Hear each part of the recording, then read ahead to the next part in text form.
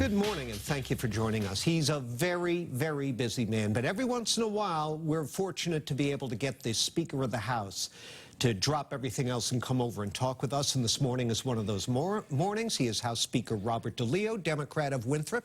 Mr. Speaker, welcome. Good to see you, John, as always. Good to have you here, sir. So, over the last few years, really going back quite a ways, even before your speakership, the House has held the line on new broad-based taxes and broad user fees. There is a bill in the House now that would feature new gas taxes, higher fees on ride-hailing services, all these funds directed into public transit and transit system improvements. No question we have a lot of needs in this Commonwealth, but inquiring minds want to know, are you folks going to raise my taxes this year? I think that right now, next week we might probably know a little bit better. I'll be hearing from the chairs of the various committees that involve Michaelowicz, Strauss, Cusack in particular, listening to their recommendations. I can tell you that there will not be any increase in any sales tax, will not be any increase in any income tax.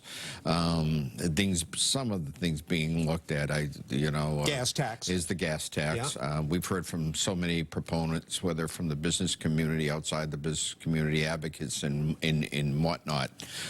In addition to that, we're obviously taking a look at the TNCs, the ride-sharing plans, yeah, the lifts and the like.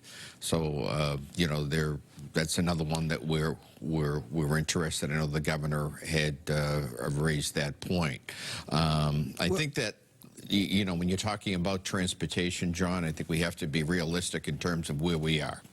And where we are, quite frankly, is probably not in a very good place. Just heard this morning coming over here about problems with the commuter rail having operation difficulties. Commuters are having to wait on for almost hours at a time. We're talking about accidents. We're talking about injuries.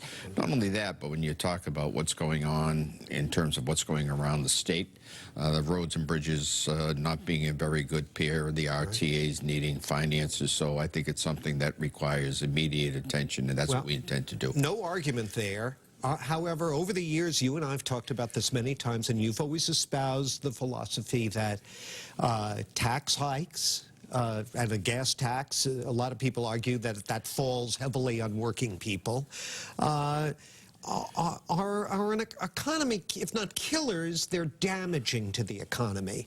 And over the years, you felt that our economy was fragile enough, so you wanted to proceed with extreme caution. Have you changed your mind? I always proceed with extreme caution, and I think that's why, quite frankly, we right now have a rainy day fund, stabilization fund in excess of $3.5 billion,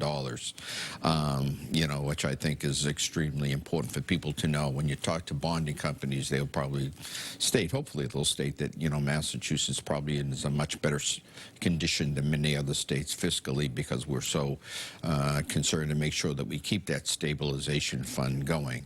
On the other hand, I think that if you're talking about the economy, which has been very important during my stay as Speaker and prior to that, transportation plays a very important part. Right. I've heard considerably, amount of times from the folks at the business community, their folks can't get into work on time, or with that, obviously, I think it hurts the economy. We're talking about, whether you're talking about the commuters, people going for school, whether you're talking about people going for medical appointments and like, I think that the transportation plays a major part in the economic engine, so that's why I feel we have to do something. We have to do it now. We got to take a break, but as far as you're concerned, beyond the gas tax, which has been widely discussed, are there any other significant new taxes that are on the table?